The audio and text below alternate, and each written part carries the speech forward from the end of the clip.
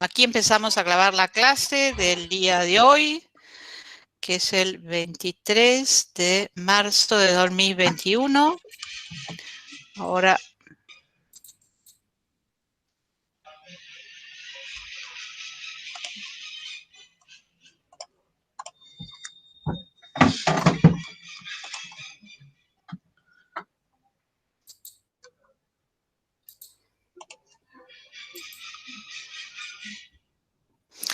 avísenme si se ve, cuando se vea.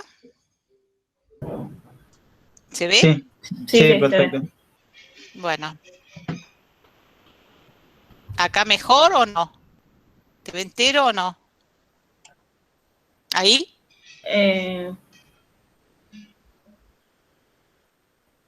No, yo lo veo tipo en el Excel, en el programa, no en modo presentación. Digamos. ¿No lo ves en modo presentación y ahí? A ver, vuelvo a ver, porque ahora. No sé vos, No. Ignacio, si lo ves. Yo Yo lo veo tipo ahí en el Excel.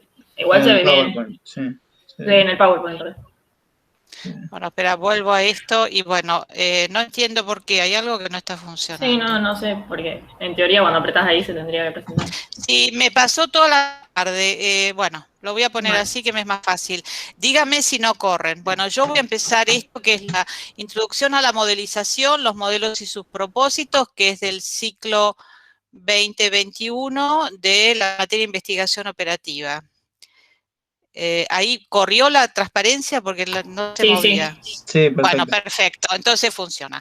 La primera pregunta que nos podemos hacer es ¿por qué modelizar?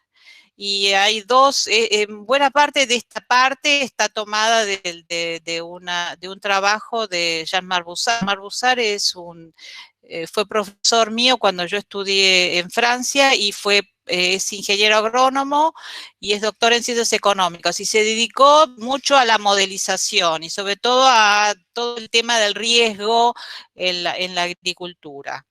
En algún momento fue presidente de la Academia de Agricultura de Francia. Bueno, entonces, ¿por qué modelizar? Entonces, las dos cuestiones pueden ser para validar una teoría, uno tiene una serie de hipótesis, tiene datos, bueno, puede servir un modelo para validar esa teoría o para realizar experimentos virtuales. Cuando yo me refiero a experimentos virtuales o cuando nos referimos a experimentos virtuales, puede ser algo tan simple como un modelo de una unidad productiva en la cual uno quiere determinar cuál es el plan de siembra, pero aparte quiere determinar en ese plan de siembra cuál puede ser el impacto de modificaciones, por ejemplo, en ese plan de siembra cuando hay cambios en los precios, cambios en los rendimientos, qué sé yo, sube el precio de un insumo, baja el precio de alguno de los granos o de la hacienda o de lo que sea. Uno puede hacer una medición de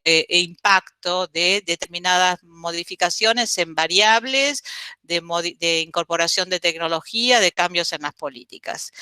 Entonces ahí lo que uno está viendo es diseñar un modelo formal porque hay relaciones matemáticas que se dan de ese fenómeno, de ese problema. Entonces son un sistema de variables. Vamos a ir viendo a lo largo del curso que es fundamental elegir cuáles son las variables que uno tiene en cuenta, cómo se vinculan las variables, porque las variables se vinculan a través de ecuaciones que serán distintas según la metodología que se emplea.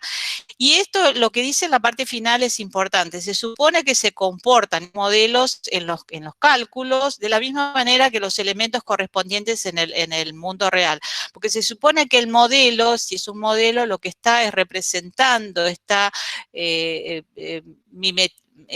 haciendo como una representación de lo que es la realidad para que uno pueda utilizarlo con los fines predictivos o para los fines normativos que uno quiera.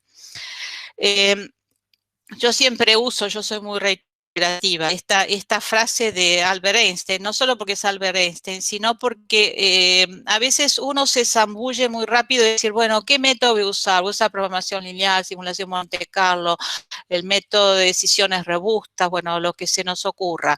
Pero en realidad es poner el carro delante del caballo. En realidad lo primero que uno tiene que hacer es focalizarse en cómo resolver el problema, o sea, ¿cuál es el problema? O sea, si uno quiere resolver el problema, lo primero que tiene que hacer es pensar sobre el problema, pensar cuál es la problemática.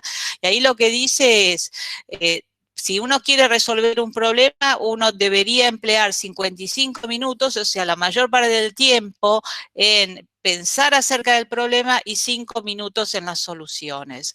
O sea, lo primero es ver cuál es el objeto de análisis, dónde están los problemas, y ahí van a salir las variables, y ahí de alguna forma van a salir la metodología a emplear y las posibles soluciones. Esto muchas veces no lo recordamos y nos zambullimos y definimos, nos casamos con una metodología, metemos los datos, hacemos correr el modelo y probablemente muchas veces no tiene nada que ver con lo que obtenemos es un conjunto de números, pero en realidad no estamos pudiendo focalizar en la problemática que queremos resolver. Seguimos con esto de modelizar. ¿Por qué modelizar? Acá vamos a tomar un ejemplo de la física, un poco porque vamos a ver cómo los economistas en alguna medida siguieron ciertas cuestiones que vienen de la física, para después darse cuenta que, bueno, que no es tan así. Acá dice, esto lo dice Jean-Marc Bussard, dice, construir modelos ha sido extremadamente exitoso en física. Después vamos a ver que no es tan así. En realidad, se sabe cómo Galileo a fines del siglo XVI observó el movimiento de una araña de luces, de una araña en la Catedral de Florencia, y tuvo la idea de lo que fue la ley del péndulo, es decir, que el tiempo entre dos pasajes del péndulo era proporcional a la raíz cuadrada de la longitud de la cuerda. Entonces, durante muchos siglos, casi todas las leyes establecidas por los científicos adoptaron una forma similar. Hay como una relación de causalidad que está ahí implícita. Eso fue el arquetipo del conocimiento científico. Y muchos economistas, en realidad, ¿por qué uno dice economistas? Porque siempre ha habido como una especie, no digo en la Facultad de Economía, pero en otros ámbitos es como decir, bueno, la economía es algo distinto, la economía no es una ciencia, no es como las ciencias duras que tienen todos, que tienen los criterios científicos que se manejan de determinada manera, etcétera, etcétera. Es como que hay una subvaloración de la economía por parte de otras ciencias, lo cual no es así porque la economía debe generar hipótesis, tiene que producir evidencia científica y tiene que probar con eso las hipótesis, o no. Pero en realidad esto que dice al final es esto ha sido arquetipo del conocimiento científico y muchos economistas, al menos aquellos que estaban ansiosos por entregar a su disciplina un diploma de cientificidad, intentaron imitar a los físicos. Pero en realidad esto no funcionó ni en economía ni en física. Se hizo muy rápido claro que en realidad hay pocos aspectos, en economía sobre todo, que son tan simples como la ley del péndulo. ¿Por qué? Porque en economía todo depende de todo, es decir, es muy difícil aislar algunas variables del resto, hay una interacción entre un conjunto de variables y ahí está el problema. Además, el tema del determinismo, esa relación de causalidad, es más difícil de admitir en economía y es un poco más fácil en física, pero vamos a ver que tampoco es tan así. Entre otras razones porque no podemos descartar el hecho de que quien toma las decisiones es libre de tomar una decisión o otra decisión dentro de un conjunto de alternativas. No hay un camino único ni una forma única de llevar adelante las actividades o de pensar en cuál es el espectro de posibles soluciones que se tiene adelante. Por otra parte, y esto cierro el tema de física, que no voy a profundizar en eso, la física moderna demuestra que el postulado del determinismo se puede aplicar al tema de la ley del péndulo, pero en realidad no hay situaciones tan simples como eso, por lo menos a nivel de partículas, y en realidad muchas leyes en física solo son así de simples en algunos manuales elementales. En realidad lo que podemos decir que tanto en economía como en física las leyes son en el mejor de los casos regularidades estadísticas. ¿Qué quiero decir con eso? Que ciertas cuestiones se van dando y entonces uno puede decir que esta cuestión que se va dando regularmente en el tiempo, uno la puede analizar estadísticamente y son válidas. Y por dos propósitos que vamos a ver, después vamos a ir complejizando la idea. Primero, para tomar decisiones, sobre todo decisiones de política. Y la segunda, para comprobar o refutar las teorías en un proceso de mejora del conocimiento. ¿Qué quiero decir con lo primero? Cuando se toman decisiones, en general uno admite que la tarea no es fácil, porque tiene un espectro de alternativas frente a uno, pero es mucho más fácil si uno conoce las consecuencias de las decisiones. Aún en un entorno en el cual uno no tenga, no sea determinístico, o sea, uno no tenga las relaciones de causalidad, lo que puede ayudar un modelo es para ver lo que es posible de lo que no es posible, aquello que puede ser descartado, y esa es una utilidad de los modelos. Por ejemplo, puede descartarse por cuestiones sociales, puede descartarse porque eso no es viable económicamente, puede ser descartable porque eso no puede ser aplicable. Entonces, no quiere decir que ese modelo sea necesariamente ser un buen predictor, pero un modelo, porque no puede predecir nada si no hay una relación de causalidad, pero puede ser muy útil ese modelo para eliminar ciertos escenarios que no son factibles y entonces uno reduce el rango de opciones y mejora la calidad de la decisión. Eso es muy, muy importante cuando se toman decisiones de política. Y a otras cuestiones es que no todo es cuestión de gusto, hay cuestiones que son hechos. A muchos modelos ayudan a comprender las razones del desempleo. Otros, el comportamiento de un productor. Es un hecho que si aumenta la oferta de dinero, aumenta el nivel general de precio. Entonces, uno puede observar ciertas regularidades, no siempre, pero muchas veces, y eso permite estudiar esos fenómenos y entonces ahí decimos, bueno, la economía es una ciencia y por lo tanto está abierta a la modelización. Yo paro acá. ¿Tienen alguna pregunta en esto que es muy introductorio? Yo por ahora no. Bueno, ¿vos, Ignacio? No, yo tampoco. Bueno, vamos a ir profundizando en temas un poco más bajando a la tierra. Tipología de modelos económicos. Podemos tomar distintos aspectos que hacen de distintos tipos de modelos económicos. Primero podemos analizarlos por tamaño. Podemos analizarlos si hacen recurso o no a la estimación estadística, que no siempre es el caso, aunque en algunas circunstancias puede ser útil. Puede haber modelos que son de optimización, que son los que en muchos casos, cuando tratamos de cuestiones agropecuarias, no son muy útiles. Puede haber modelos normativos y modelos descriptivos, que vamos a ver de qué se trata. Y después podemos tener modelos de equilibrio o desequilibrio. Cuando hablamos de modelos, bueno, hay modelos muy chiquitos, pequeños, que algunas lo que sirven es simplemente para hacer una cuestión explicativa, con fines de exposición. Y hay modelos grandes, enormes, con muchas ecuaciones que lo que hacen es generar escenarios que pueden ocurrir en la realidad.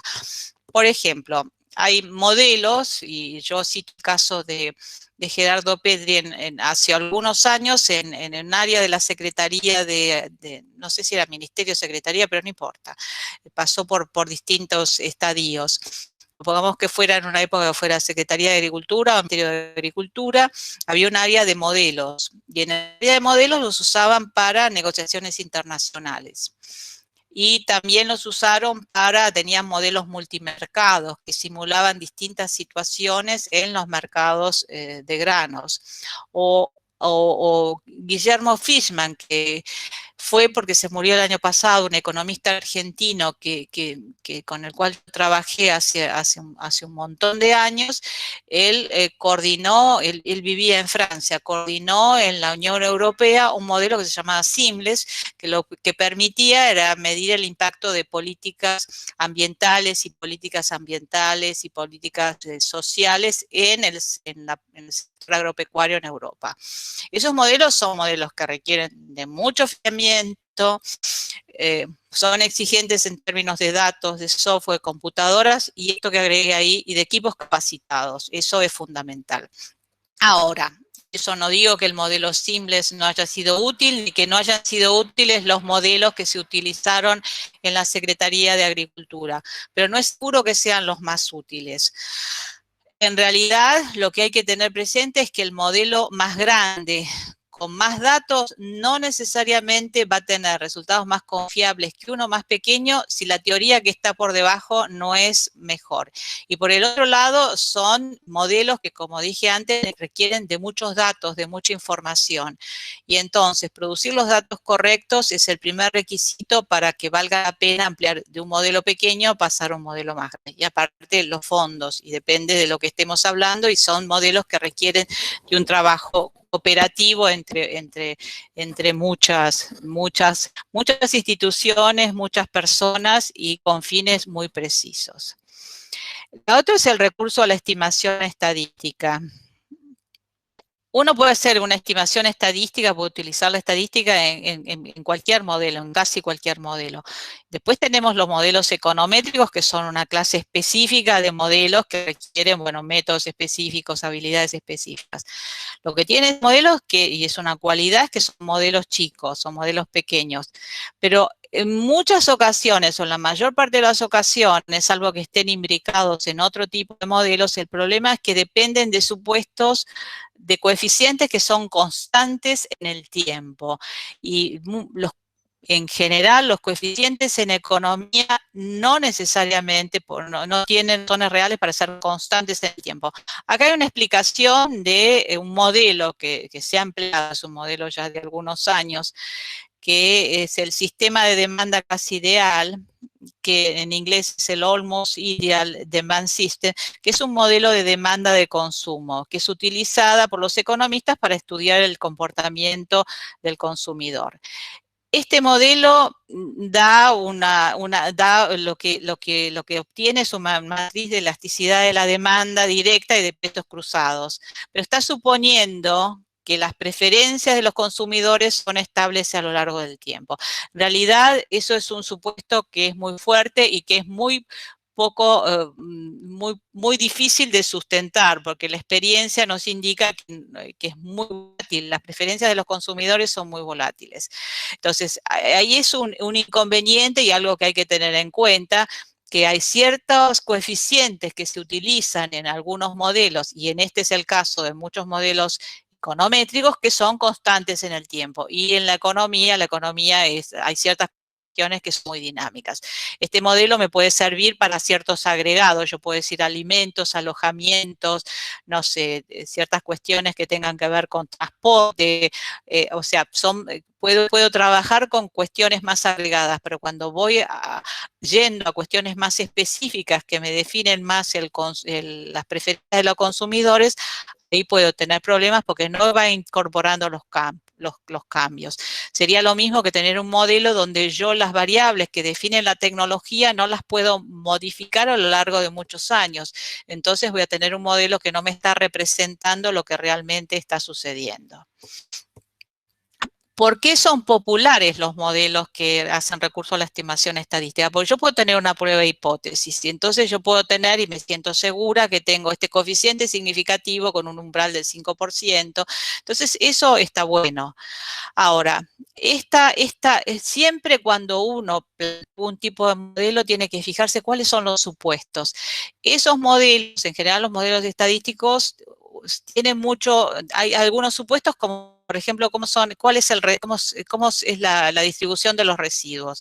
Los residuos deben ser de tipo gaussiano, dice ahí, bueno, tienen una determinada distribución de probabilidad. Y segundo, la otra cuestión es que a veces, y lo vamos a ver con un ejemplo al final, algún comentario de algo de algún profesor que tuve en la vida, que el ajuste puede ser muy bueno. Yo puedo tener un ajuste del 99%, pero que el modelo puede no ser aceptable. Y vuelvo a lo mismo, el modelo, yo puedo tener dos series que tengan un ajuste buenísimo y después no tener nada que ver con la realidad.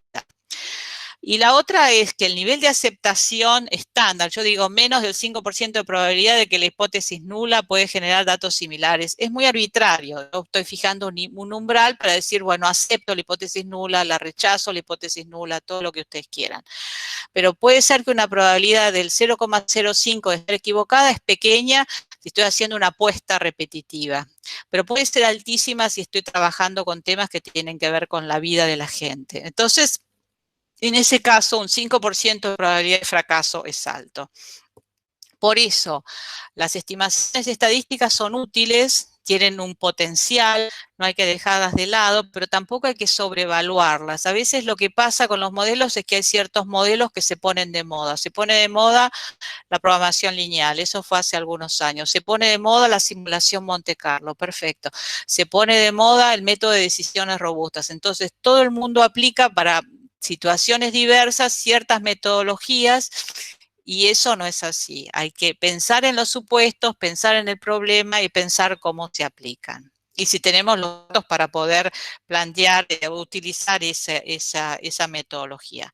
Los otros son los modelos de optimización, que como decía antes, son modelos que son bastante útiles, especialmente en economía agrícola.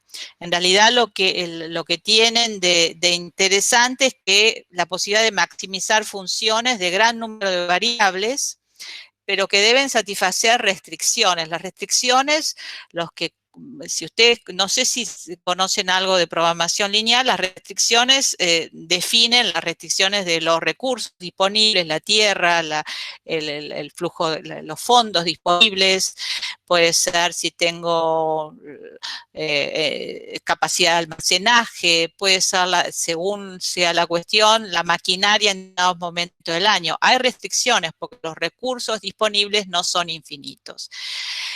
Dado que estas técnicas son un mundo en sí, son bastante, se las trata separadas y lo que tienen de interesante no es que no es que hace un recurso a una serie estadística, sino que utilizan gran cantidad de datos de experiencia y de expertos.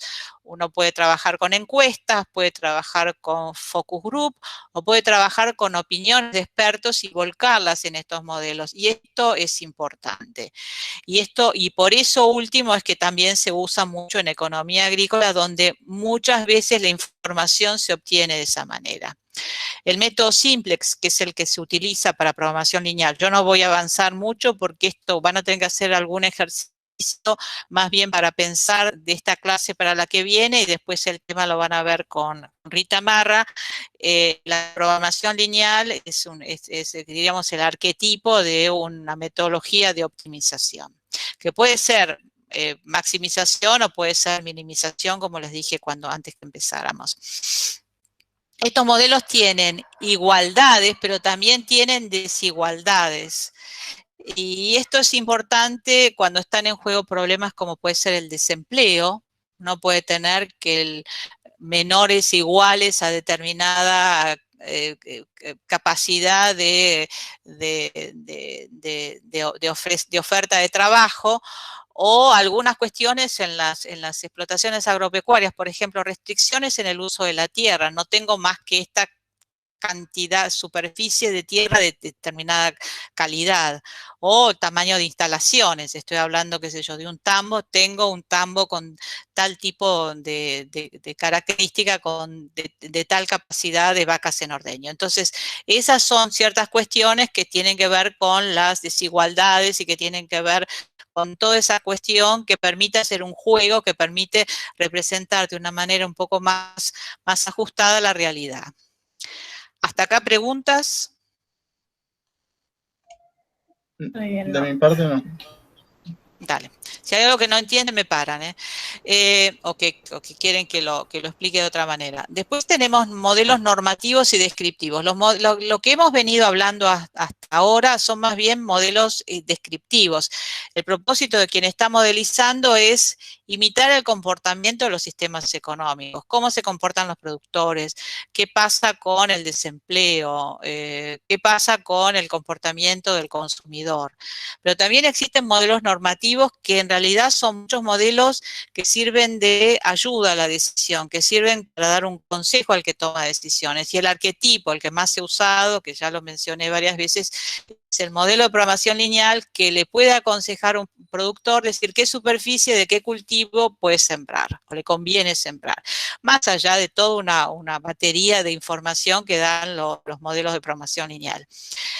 Pero en realidad es como que muchas veces se pone como antítesis. El modelo es descriptivo, el modelo es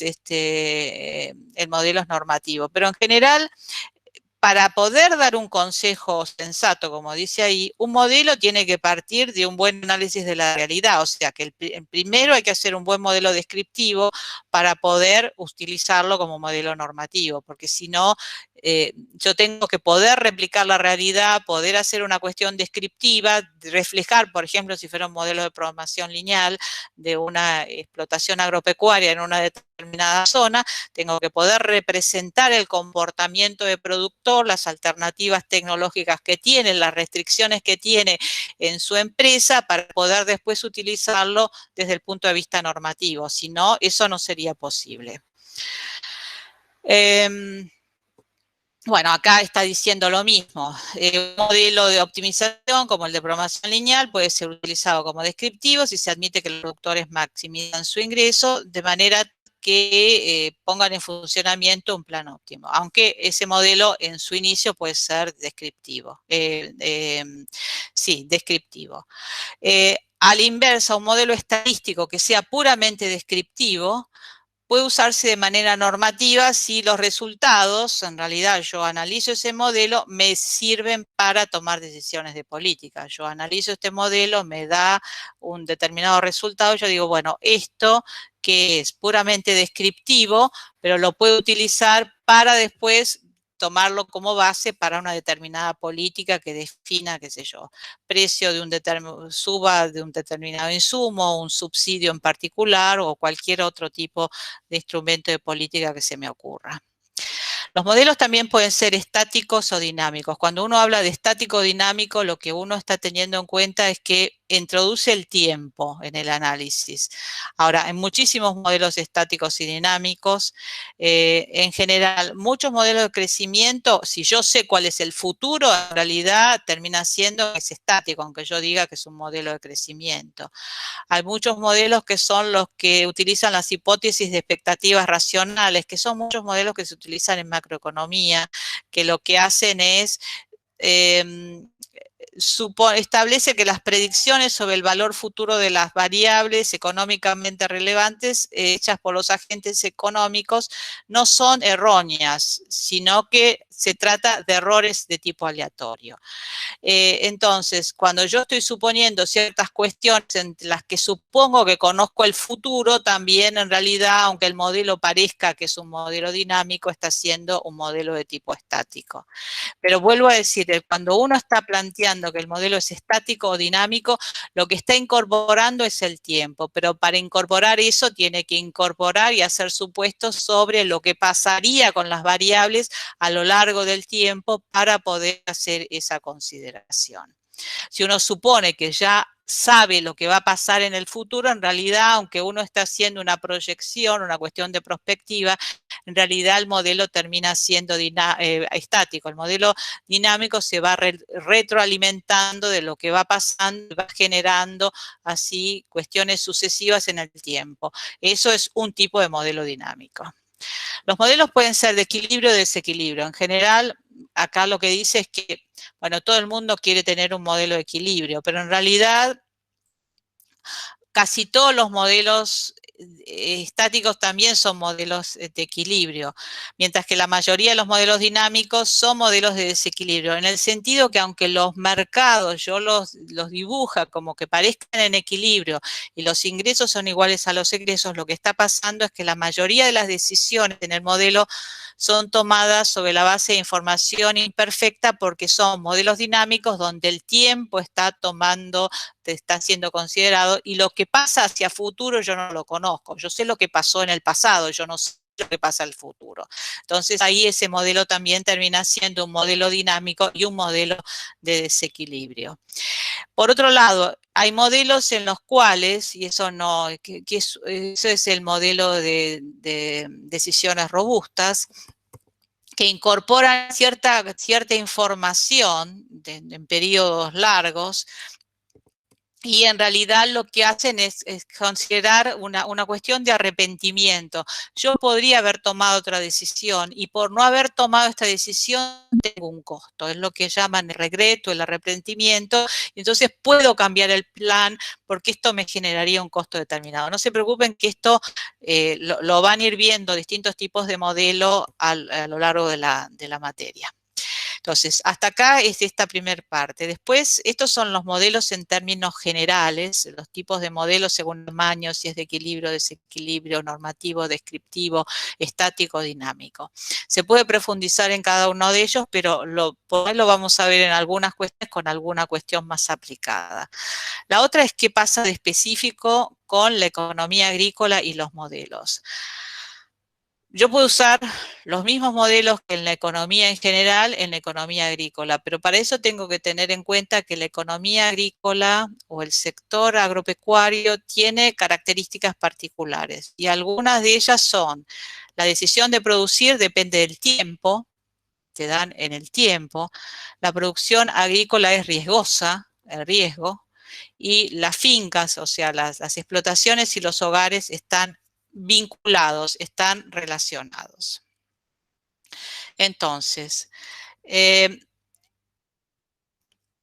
uno podría decir, bueno, esto ya lo he comentado, que la agricultura es la actividad ideal para hacer modelos y para aplicar la teoría económica elemental, porque hay muchas empresas, es un entorno competitivo, no hay, podríamos pensar que no hay poder de monopolio de parte de esas empresas, y hay una gran cantidad, es cierto, la información que uno puede tomar, si se toma el trabajo de buscarla y a veces necesita los fondos para buscarla, hay muchos datos.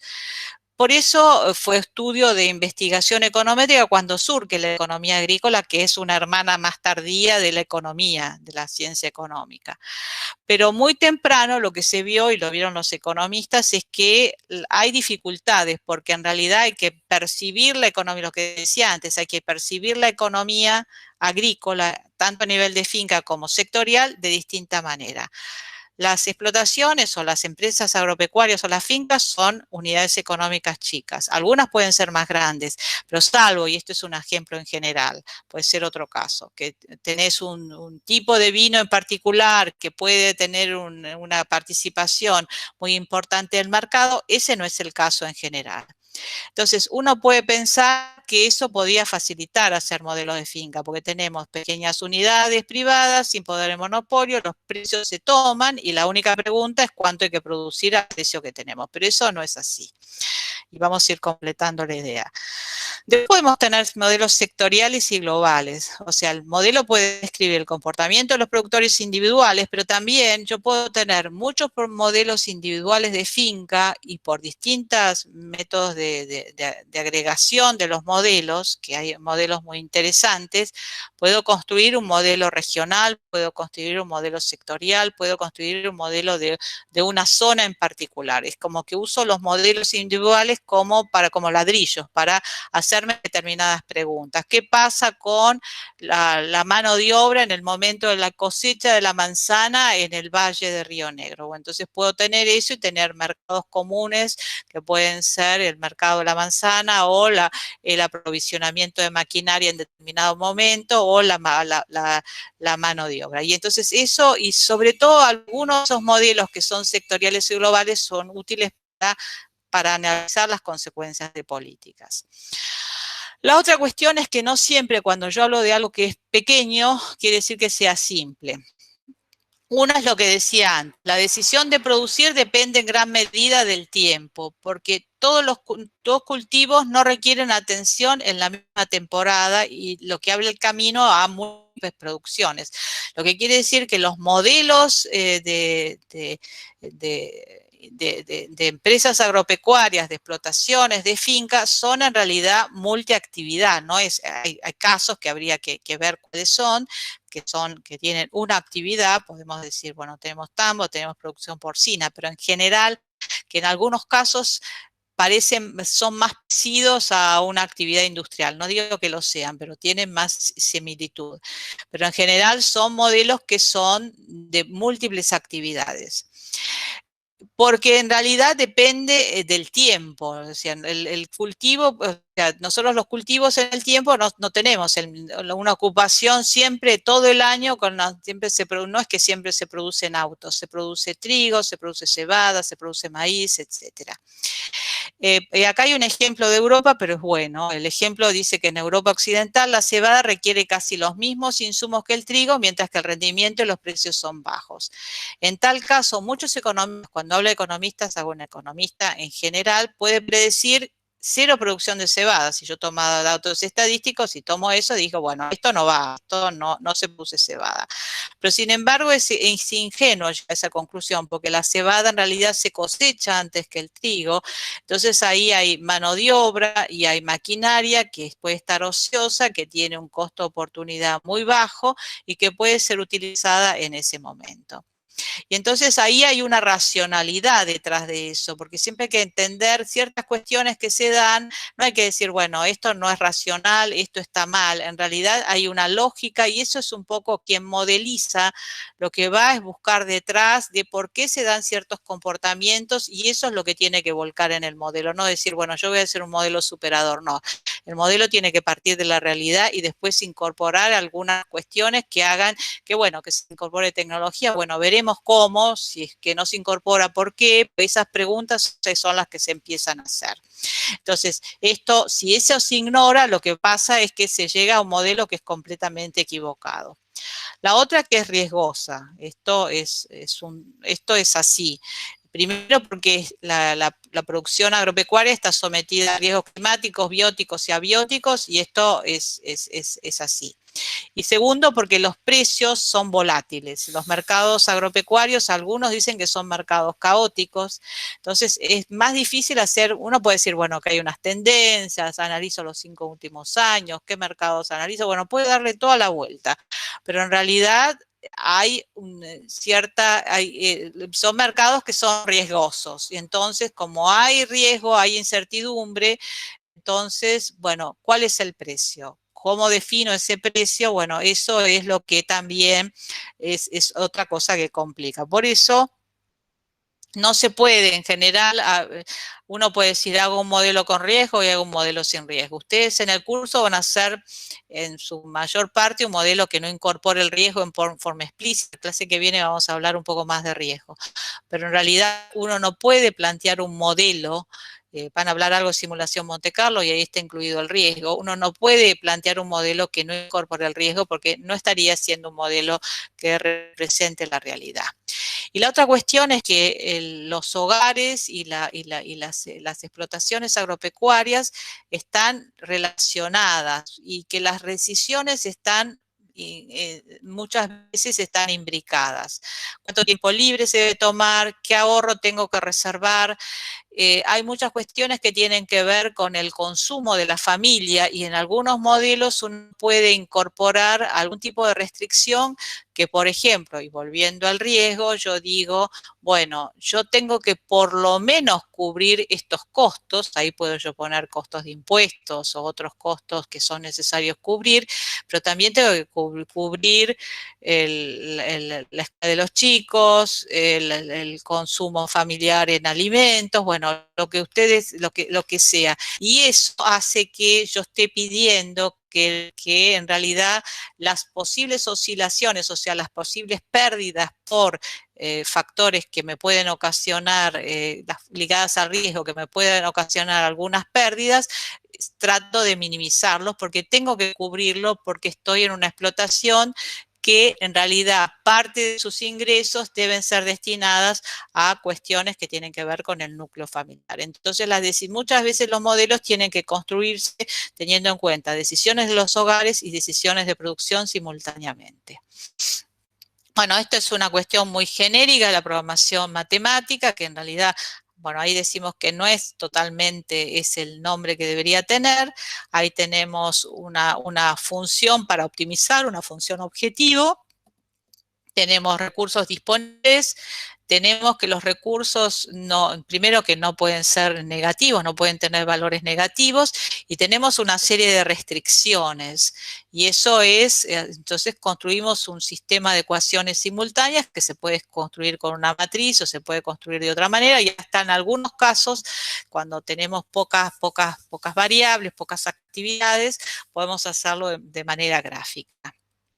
Un ejemplo muy simple, esto simplemente para que nos focalicemos, que es la programación lineal. Por ejemplo, un agricultor que desea tener un máximo beneficio en su empresa, puede tener cultivo de trigo o de remolacha azucarera, que tiene 1000 hectáreas, puede dedicar 2000 horas a la agricultura. Esos son los recursos de los que dispone, y sabe que el trigo necesita 20 horas por hectárea de trabajo, tiene un ingreso de 1000 pesos por hectárea. La remolacha azucarera necesita 50 horas y da un ingreso de 5000 pesos por hectárea. Acá me estaría faltando, hay dos cuestiones que podrían estar faltando, que son cuáles son los gastos necesarios para las actividades, de qué fondos están disponibles. Pero de todas maneras, con esos datos que tengo ahí, podría ser, y los cultivos, bueno, no pueden tener superficies negativas, obviamente, pero eso es una cuestión que hay que plantearlo desde el punto de vista matemático.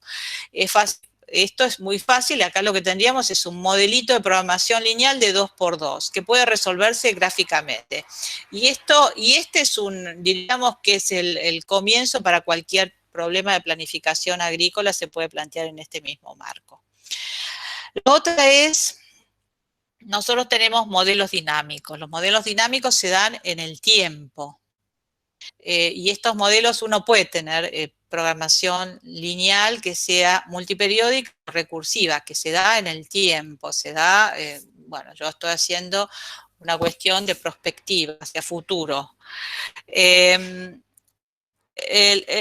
Cuando yo planteo cultivos anuales es más simple, porque el cultivo anual, bueno, tengo el horizonte de un año, puede tener un impacto en lo que pasa el año que viene, según la rotación, según lo que quede en el suelo, etcétera. Pero es más complejo en cultivos perennes o cuando tengo ganadería, bueno, cuando tengo inversiones que tienen mayor duración. En general lo que suele hacerse es las incógnitas se van datando, se ponen fechas. O sea, yo puedo decir, por ejemplo, como dice ahí, que en ausencia de muerte, pero si fuera muerte lo puedo enlazar de alguna manera, el número de vacas de 4 años en un momento T está definido por el número de vacas de 3 años del año anterior. O sea, yo puedo ir enlazando un año con el otro en el modelo que voy construyendo y ver la cantidad de animales, la superficie que tengo, lo que me queda disponible, la cantidad de árboles que voy plantando, bueno, lo que sea. Puedo ir enganchando un año con el otro.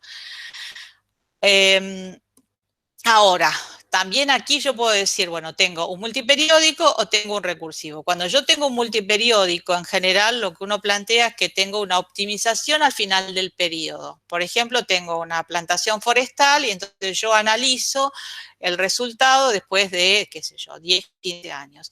Y en el caso del recursivo, yo voy tomando decisiones en el tiempo. Son decisiones anuales, sobre la base de esa decisión, tomo la decisión el año siguiente y sigo sucesivamente el año siguiente. Desde mi punto de vista, en general, yo pienso que las decisiones no son de largo plazo, yo no creo en el largo plazo.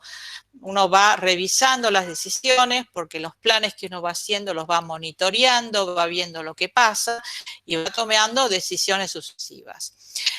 Volvemos acá a la cuestión. Los dos enfoques son más bien complementarios que alternativos. ¿Por qué? Bueno, acá está explicando qué es lo que pasa con uno y con el otro. Esto yo lo dije. Tenemos múltiples periodos y el enfoque recursivo, como va uno optimizando un año con el otro. Por lo general, si yo tengo un modelo de programación recursivo básico, va a ser más fácil que en un modelo de múltiples periodos. Y acá hay un ejemplo que por ahí no puede ser útil para aclarar.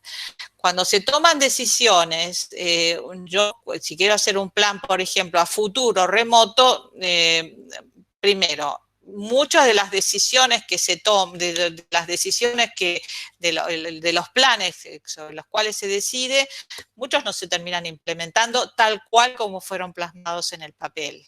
Vuelvo a decir, los planes se monitorean, se siguen, se controlan. Pero uno tiene que hacer planes, porque uno dice, bueno, no hacemos planes. No, uno tiene que hacer planes porque tiene que definir con un horizonte determinado, sobre todo si está haciendo inversiones. Entonces uno tiene que procesar la información y el plan lo va a definir en el corto plazo, lo va a definir ahora, no va a esperar 10 años, sino que lo tiene que definir ahora. O sea, me van a pedir el informe, me lo piden hoy.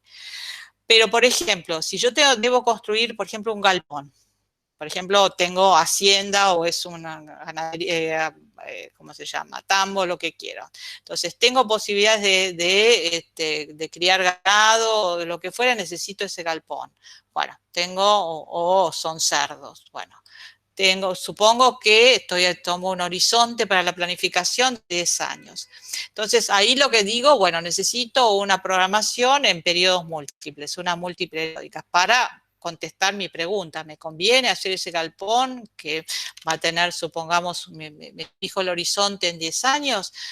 Pero sé que también lo que puede pasar es que supongamos que sea un galpón, sea tabulación. Tengo el precio de la carne, se puede cambiar y puede ser que aunque yo haya construido ya el galpón, en un momento yo diga, no voy a seguir con la cría de ganado después de 5 años, porque en realidad este negocio no está yendo bien. Y en ese caso es posible que tenga que volver a plantear mi modelo, teniendo en cuenta que ya tomé la decisión de tener el galpón y tengo otras expectativas con respecto al precio de la carne, y entonces en ese momento yo puedo decir, bueno, esto no sigo con la ganadería, me dedico a otra cosa. Entonces, no es contradictorio ejecutar un programa de varios periodos en forma recursiva, porque en realidad la realidad es así. Uno va tomando decisiones en el tiempo. La otra es la importancia del riesgo. El riesgo es fundamental. Cuando uno no considera el riesgo, lo que termina teniendo son planes o soluciones óptimas de los modelos que son muy especializados, porque en realidad el modelo, al optimizar, lo que me va a dar como resultado es aquella actividad que tiene el mejor margen o el mejor resultado, dependiendo de lo que esté midiendo. Pero eso en realidad no responde a la realidad. Es famoso y esto lo vemos también en economía de la producción, porque me parece que es un tema que es fundamental, o sea que es el ejemplo de Freund, que es un economista que es de mediados, fines de los 50, que construye su modelo de programación lineal para una situación en Carolina del Norte, en Estados Unidos, y en realidad el modelo le da que la mayor parte de la superficie la va a cultivar con repollo. Y el repollo es un cultivo que se hace, una hortaliza que se hace en la zona, pero en realidad primero tiene un mercado muy volátil. En realidad los que la cultivan en pequeñas superficies, no en una superficie enorme. Entonces ahí incorpora el riesgo en el modelo, y la solución óptima cuando incorpora el riesgo en el modelo, que lo vamos a ver en la clase que viene, formas que incorpora el riesgo en el modelo, le da una combinación en que toma maíz, carne vacuna, papa y algo de repollo. Y entonces ahí, esto es algo que a partir de ahí, esto es muy visual, los modelos necesitan incorporar el riesgo, y cuando incorpora el riesgo, ¿qué pasa? Hay diversificación de actividades, o sea, nosotros tenemos actividades diferentes en el tiempo por una característica, cómo se da la sucesión de los cultivos en el año, pero también tenemos diversificación porque tenemos riesgo, porque tenemos los cultivos no tienen la misma relación, diríamos, no es esa la palabra adecuada, con los factores ni climáticos, ni con los mercados, etcétera. Entonces eso hace que tengamos un conjunto de actividades que es más heterogénea, no es una actividad, salvo en casos muy específicos. Y por otro lado, eso hace que los resultados como muchas de las actividades que son más riesgosas son más rentables, los resultados bajan y en realidad hay como un costo por el riesgo, o sea, el resultado de la explotación es menor y esto también hace que aquello que es desconocido, muchas veces hay innovaciones, no siempre fue el caso porque uno podía citar el caso de la soja transgénica, que no fue el caso, tuvo una adopción muy rápida, pero venía en una situación un poco diferente, con el tema de mercados, un resultado muy estable, una serie de cuestiones, es decir, un sistema de cultivo un poco particular, que en realidad es también el riesgo hace que haya un freno a la innovación tecnológica. ¿Qué forma, cómo se puede incorporar el riesgo? Yo puedo incorporar el riesgo, hay dos grandes, diríamos, ramas de cómo incorporar el riesgo. Esto en los modelos de programación lineal, hay otras metodologías en otros modelos. Una es una restricción en la que se mida la probabilidad de que los ingresos caigan por debajo de un determinado umbral. O sea, esto es aquella pérdida en el ingreso que alguien que conoce bien de un tutor, un asesor que conoce bien de ese determinado cultivo, de esa determinada actividad, se vería muy sorprendido que se ocurriera. Eso es en los modelos que se llaman de foco de pérdida. Eso a mí me gusta ese modelo porque refleja bien el comportamiento del productor. En realidad uno no está preocupado por lo que puede ganar de más, cómo fluctúa para arriba, sino lo que puede perder. Y la otra es la idea de que el riesgo es un costo que tiene que ser compensado, entonces la función objetivo se modifica y en lugar de ingreso esperado o de riqueza esperada, lo que se maximiza es una utilidad esperada con un descuento por resultados inciertos determinados por algún tipo de coeficiente de aversión al riesgo. Cada uno de nosotros, si viéramos lo de Lara, los de Ignacio, los míos, somos más o menos conservadores cuando tenemos que ver con cuestiones que tienen que ver con aspectos monetarios o cómo enfrentamos la vida o qué decisiones tomamos. Entonces, eso también tiene que ver mucho con el perfil que tiene cada uno frente al riesgo, cómo toma las decisiones. Bueno, esto de los hogares yo lo mencioné, no lo voy a repetir otra vez. Y ahora vamos a algunas conclusiones. El tema es que, bueno, esto lo dije, lo repetí, en economía los modelos que tienen que ver con la economía agrícola y con la producción agropecuaria son distintas, tienen características particulares y esas particularidades hay que tenerlas en cuenta. Esto hace que muchas veces cuando el modelo lo hace un economista, no es una crítica al economista general, pero muchas veces, y sobre todo muchas veces cuando se toman decisiones de política económica, no se tiene en cuenta que hay diferencias y hay una excepción agrícola. ¿Hay lobbies? Sí, hay lobbies, pero en realidad hay muchas cuestiones que tienen que ver con particularidades, mercados inestables, la importancia del espacio, del suelo, otras particularidades que hacen la sucesión en el tiempo, la ocupación y el riesgo, hacen que estas cuestiones tienen que ser tenidas en cuenta cuando se formula un modelo y cuando se piensa a partir de ello soluciones de política. Y la otra es el tema de la validación. No puedo tener un modelo que no sea yo dije, bueno, el modelo tiene que replicar la realidad. Yo parto de un modelo, trato que el modelo, en realidad hay que tener cabeza de modelizador, ver que aquello que es lo más importante para incluir en el modelo. Uno tiene que ser un inquisidor, o sea, tiene que preguntar, tiene que saber qué es lo que está pasando y no tener ideas preconcebidas.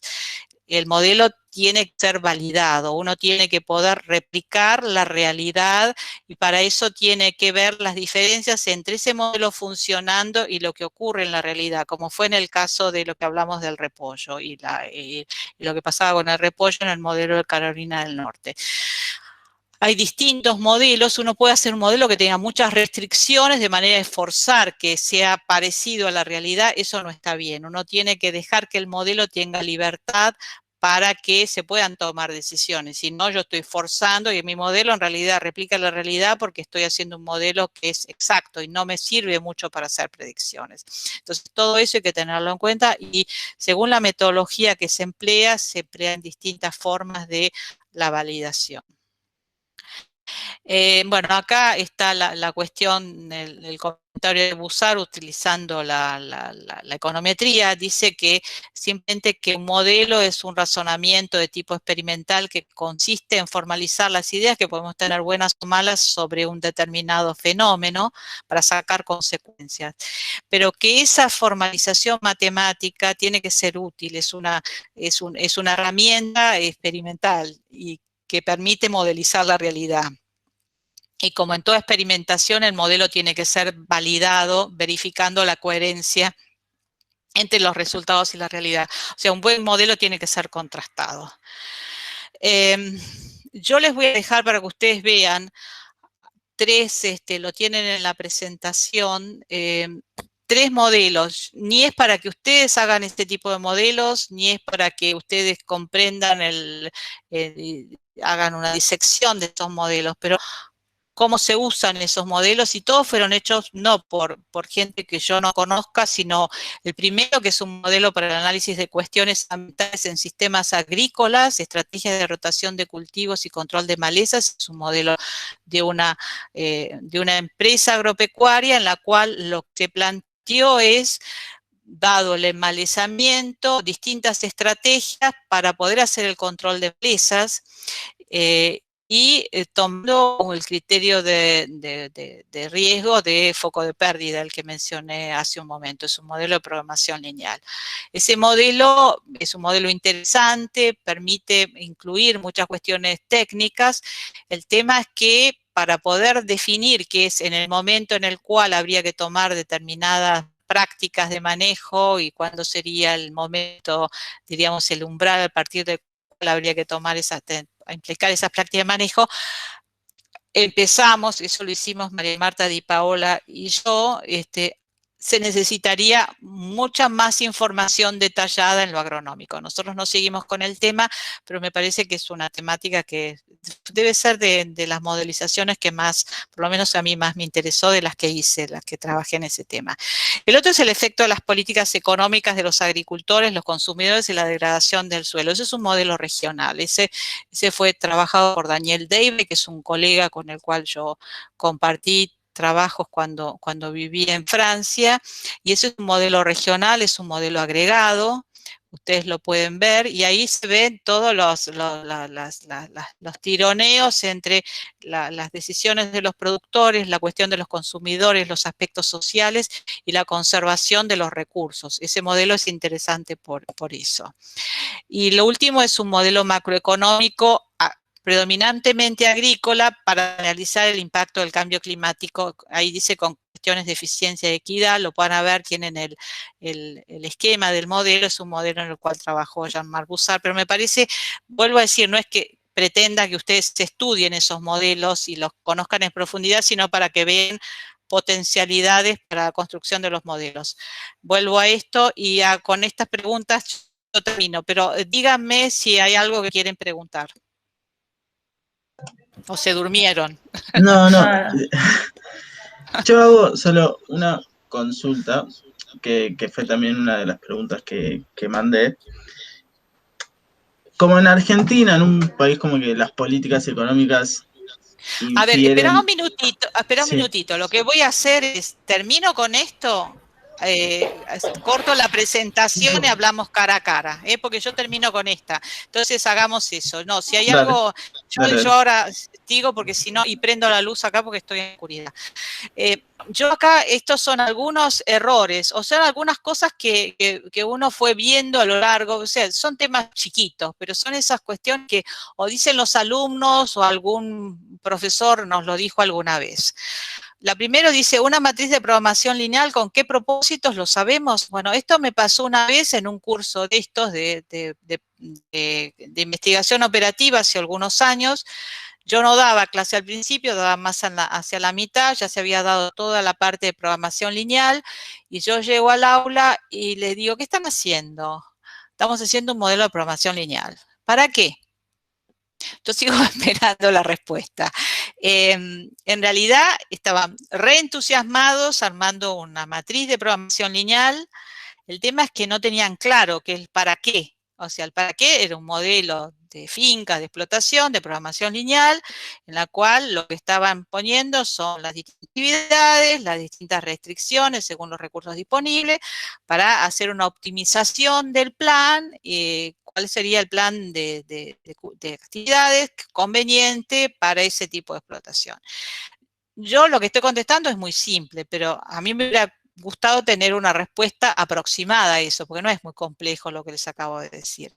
El tema es que a veces nos zambullimos en algo porque parece como si estuviéramos jugando, no sé, con algún tema, con algún juego de mente que uno quiere meterse y en realidad no piensa lo que está haciendo. Y eso no debería ser así. La otra es la simulación Monte Carlo. La simulación Monte Carlo también es apasionante. En general la gente dice, simulación Monte Carlo, buenísimo.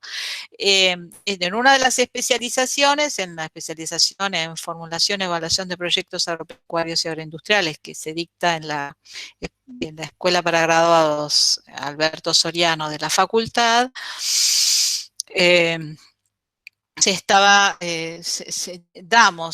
la damos desde la cátedra, se dieron unas clases de simulación se dieron riesgo y se dio simulación Monte Carlo. Entonces después los alumnos tienen que hacer un trabajo que es un proyecto y uno de ellos, que es de otro país, de un país latinoamericano, la propuesta que tenía era hacer un laboratorio para producción de biofertilizantes y después vender, comercializar biofertilizantes en una zona donde los productores no usaban biofertilizantes. Entonces, él plantea, la simulación la hace tomando como variable el precio. En realidad el precio, él lo debería haber hecho un análisis con varios precios para ver qué precio ponía, etcétera. Pero en realidad el precio, no es que el precio lo tomaba, el precio tenía alternativa de precio, tendría 2, 3 alternativas de precio, no una serie de precios y el factor de riesgo no estaba ahí.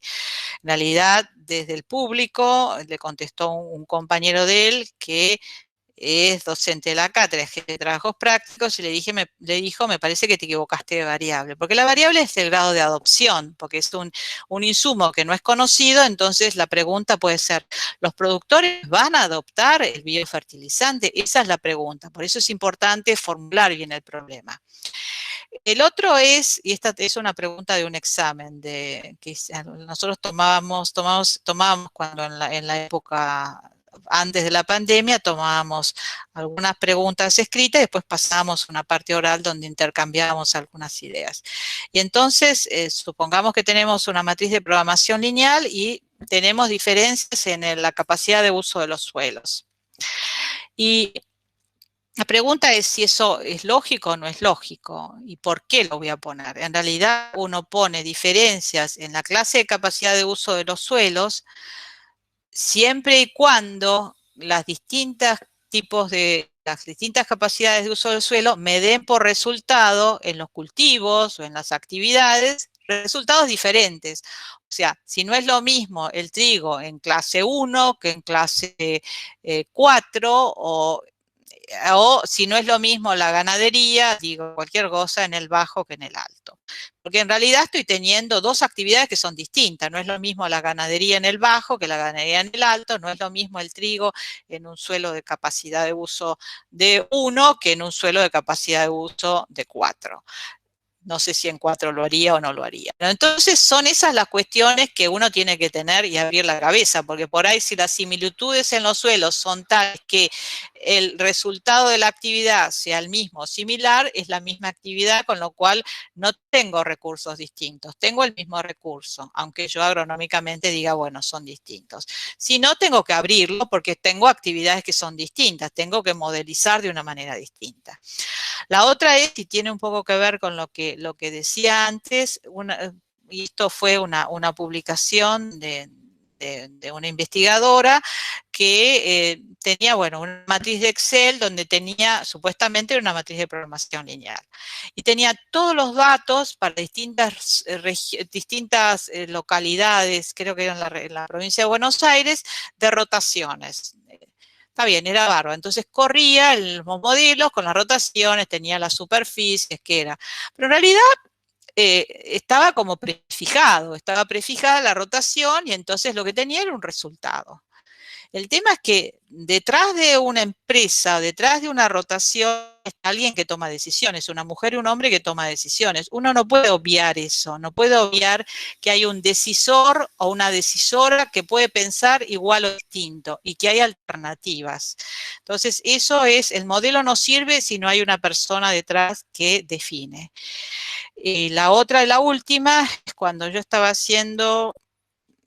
estudié primero acá en Argentina, cuando antes que existiera, hasta hace muchísimos años, la escuela para graduados, en una maestría en economía agraria, y el profesor de econometría era el doctor Javier Eckert, que en realidad llenaba los pizarrones con fórmulas, etcétera. En realidad fue muy bueno. Y él, en la primer clase, entonces planteó una serie de asociaciones y va un poco al hecho de que a veces el modelo puede ajustar, pero el modelo no. El modelo puede tener un ajuste estadístico, el nivel de confianza ser alto del 99%, realmente el modelo no representa la realidad. Entonces, el ejemplo que él dio, que usted va a decir, bueno, es una tontería, es asociar el uso de las computadoras con el aumento del SIDA. Y realmente, si uno hace una correlación, la asociación, no digo que sea de uno, pero más o menos. Y eso no tiene ninguna base, no tiene lógica hacer ese tipo de asociación, pero muchas veces lo que uno hace es tomar dos variables, por ahí no, en este caso otras, y uno va poniendo, cuanto más datos pone, más datos pone, más datos pone, la correlación cada vez es mejor porque tiene mucha información, pero no hay un modelo por debajo que sustente todo eso. Entonces esas son cosas que por ahí, estos son ejemplos que pueden parecer un poco simples, pero estas cosas pasaron. Y entonces son las cosas que uno tiene que reflexionar. Después puede ir complicándose en el camino. Y yo, para terminar, yo diría que lean esto del modelo 1, que es de las cuestiones ambientales y sistemas agrícolas, es lo que les conté que habíamos hecho con María Marta Di Paola. Después el modelo 2, que son los efectos de las políticas agrícolas en los agricultores, los consumidores y la degradación del suelo, es un trabajo de Daniel Dave. Es decir, tomé algunas partes, no es un trabajo de él, y ese es el modelo, que es un modelo recursivo, tomando modelos, estos son los modelos de finca chiquitos y van armando modelos regionales. Y después está el efecto de las políticas, bueno, esto es lo mismo. Es interesante porque trabaja con un modelo modelo en el cual, ¿cómo se llama? Modelo de simulación agronómico, en donde con distintos tipos de suelo y distintos climas va simulando los rendimientos de los cultivos. Y por último, tenemos este modelo macroeconómico, que es el modelo de cambio climático, que es un modelo que es más grande, más interesante, que es un poco esto es lo... es que es una presentación de Jean-Marc Bussard, esto es es enorme, pero es para que vean, nadie va a pedirles que hagan esto, pero para decirles, esto es un modelo, ¿no? Bueno, yo acá termino y ahora les contesto las preguntas, me voy, los miro, creo que los tengo acá. Voy a prender la luz porque acá no veo nada y yo ya estamos. Espérenme 2 minutitos que prendo la luz. Dale.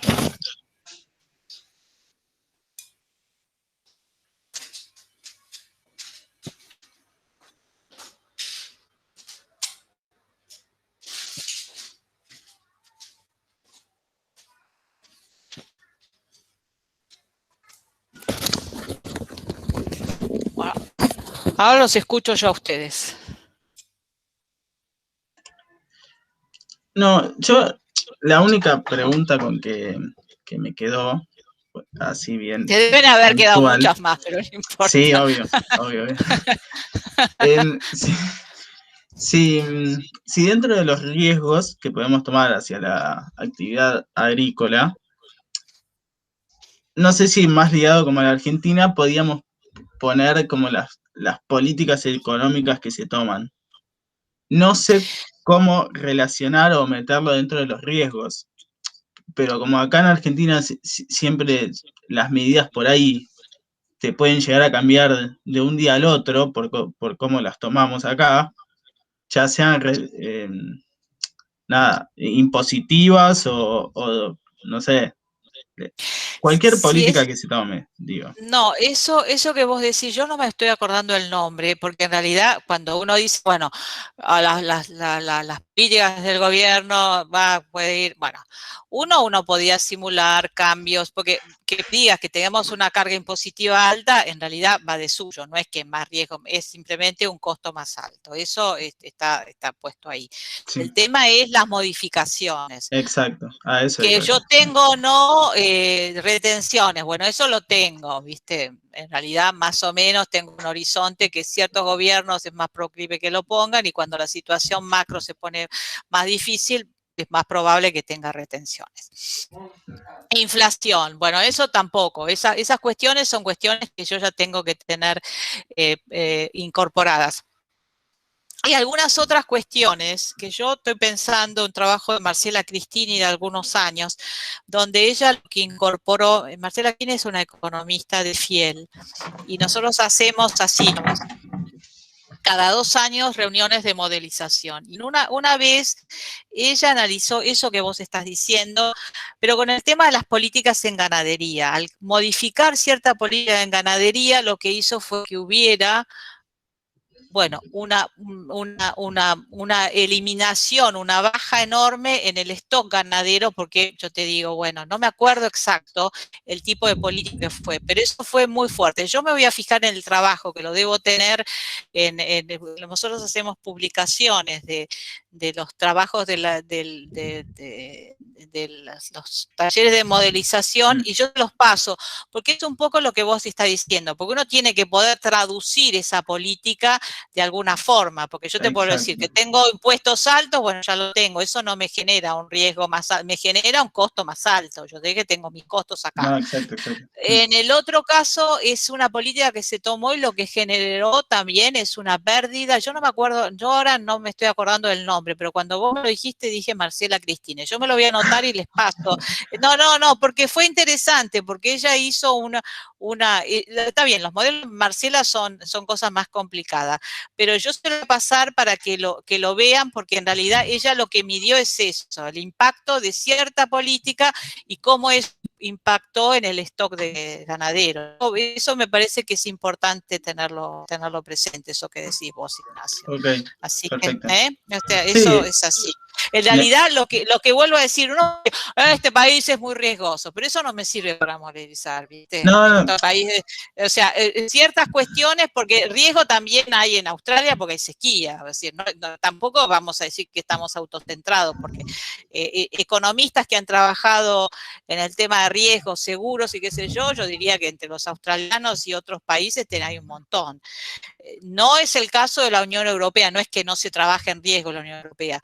La Unión Europea tiene fijación de precios, hay toda una historia de la política agrícola comunitaria que vuelca mucha plata y entonces ahí uno tiene que el riesgo lo va bajando, va fija el precio, bueno, hay toda una situación que es absolutamente distinta, que tampoco es bueno eso, porque en realidad puede hacer que se cultiven ciertas cosas en ciertos lugares, que los costos sean altísimos y que después tienen que sacarle los impuestos, los impuestos aduaneros a algunas actividades, algunos granos que vienen del exterior, que se importan, porque en realidad hace que las industrias, las producciones que son ganaderas no sean competitivas porque en realidad el costo es muy alto. Entonces hay toda una cuestión de distorsiones de precios que uno dice, bueno, ¿de qué estamos hablando? De todas maneras, lo que vos decís, yo me lo anoté y se los mando. Lara, perfecto. no te digo que tenés que hablar o no hablar, vos tenías tus preguntas. Sí, igual, bueno, Dale. ahora mientras ibas explicando todo, al menos 3 de las preguntas que te mandé como que se me aclararon. Y después Bueno, la última que te había mandado era si, bueno, en el caso del agro era preferible, digamos, un modelo multiperiódico o recursivo. Pero bueno, después me quedo con lo que dijiste que a veces se pueden, digamos, como volver a plantear las cosas, o sea, es un control que puede empezar siendo como multiperiódico, pero después termina siendo recursivo, porque se van tomando medidas. Claro, cuando vos tenés Porque es muy dinámico todo. Claro, cuando vos tenés inversiones, y si ponete que tengas una cuestión que tiene que ver con la forestación o inversiones, y vas a tener que hacer algo que me dé el resultado en el horizonte. Pero eso no significa, porque las decisiones no son la decisión que tomo en papel, la tengo acá, y bueno, o en la computadora y ya está. En los proyectos o las decisiones de todo tipo se revisan. De la misma manera que los planes, cuando vamos a esto, más a administración rural o administración de la empresa agropecuaria, hay una pregunta que hacemos generalmente a los alumnos, es agronomía, por eso. ¿Cuál es el instrumento que ustedes más, de todo el curso de administración rural, que sería el símil con administración de la empresa agropecuaria para la LEA, que más se utiliza? Entonces me salen con formación lineal, salen con margen bruto. Yo digo, ¿hacen márgenes brutos todas las semanas? ¿Quién hace margen bruto todas las semanas? En realidad lo que se utiliza es, uno ha hecho una planificación, aunque no todos los años uno planifica, porque no es que la planificación permanente, pero tiene los planes, tiene más o menos los planes de siembra, aunque no los haga de forma sofisticada, pero lo que va haciendo que es un seguimiento en el financiero, porque en realidad tengo que ver si tengo plata, es lo que pasa a uno en la vida cotidiana, eso es lo que uno baja. Y a veces cuando uno modeliza, dice, bueno, tengo el modelo, sí, el modelo, pero el modelo no es que una vez modelicé, ya está, listo, está esto, no. Cuando uno hace inversiones, por ejemplo, los proyectos de inversión, sea que lo financie uno, lo financie el Banco Mundial o lo financie el municipio, uno va haciendo monitoreos y seguimientos, porque a veces del plan uno se va, o porque no planificó bien, o porque la realidad, ¿quién hubiera pensado que íbamos a estar con esta pandemia? Nadie, pero no pensemos en algo que es tan brutal, pensemos en otras cosas que a veces lo que pusimos en papel no se da en la realidad o que los mercados modificaron. Entonces, yo creo en las decisiones, en el análisis recursivo. Hay gente que se pone los pelos de punta y dice, va, recursivo, tengo. Es decir, con María Marta hacíamos, las señoras hacía María Marta, los modelos de programación lineal que hacíamos eran recursivos, pero nosotros hacíamos micro rotaciones. Por ejemplo, metíamos en el modelo de programación lineal trigo, soja, o hacíamos la rotación que hacíamos girasol, no sé qué cosa. Entonces íbamos tomando un año, después lo enganchamos con otro año. Lo que pasa es que igual terminan quedándose matrices que son enormes, que son complejas, pero eso es lo que refleja, desde mi gusto, cómo se toman las decisiones. Las decisiones no se toman así en una proyección brutal, salvo que uno esté en una super empresa, pero aunque uno estuviera en una empresa, qué sé yo, las empresas farmacéuticas no hacen tampoco esas decisiones, algunas decisiones las toman así yo no creo en el largo plazo, en un mediano plazo, y otras decisiones las van tomando en otra cuestión y van revisando lo que va pasando. Es un poco así. Sí, pregunta.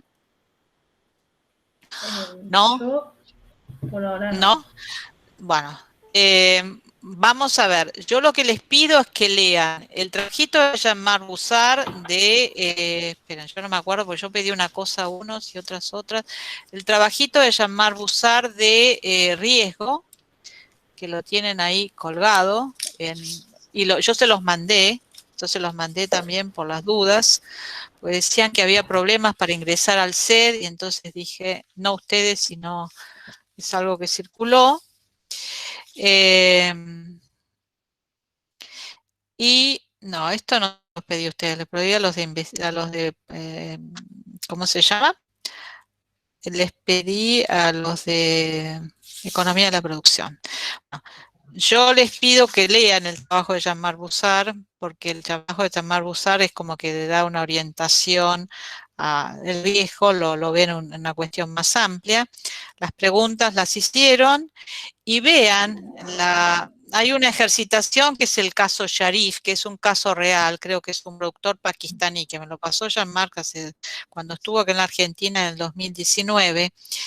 Está el modelito, es un modelo de programación lineal. Ya se me va a decir, yo no sé programación lineal todavía. Bueno, no importa. Vean el modelo, hay una serie de preguntas. Las respuestas en muchos casos están colgadas en el set. pero no es que van y copien la respuesta. Fíjense, traten de analizarlo, hagan sus propias preguntas, porque en realidad uno tiene que hacer sus propias. Después con Rita van a aprender a hacer el modelo de programación lineal. Y entonces eso me lo mandan antes de la clase que viene. En la clase que viene lo que vamos a ver es la introducción a la teoría de las decisiones, vamos a hacer algunos ejercicios en clave de cuáles son las variables que vamos a ver, porque por ahí son pocos, bueno, son pocos, vamos a ver algo, si podemos llegar a ver algo de árbol de problemas, que es una metodología simple que permite por lo menos pensar en las cuestiones, en las decisiones. Y bueno, hasta aquí llegamos. Si tienen algo más, yo no tengo mucho más porque no me voy a seguir hablando. Me parece que si tienen preguntas, comuníquense conmigo y les vuelvo a decir, ustedes van a tener otros docentes a lo largo del cuatrimestre, que para mí son todos muy buenos. Este curso me parece interesante. Lo que pasa que en el curso de Economía de Producción tenemos 10 alumnos, con lo cual, sinceramente, es una lástima que sean tan pocos, pero bueno, seguiremos así. ¿Preguntas, algún comentario, algo que quieren decir? Yo quedo en mandarles el documento a Marcela Cristina y ustedes quedan en mandarme lo de Arif. ¿Está? Sí, Buenísimo. Bueno. Chao, que tengan un buen resto de semana, que les vaya bien. Chao, hasta Gracias. luego. Hasta luego. Chao.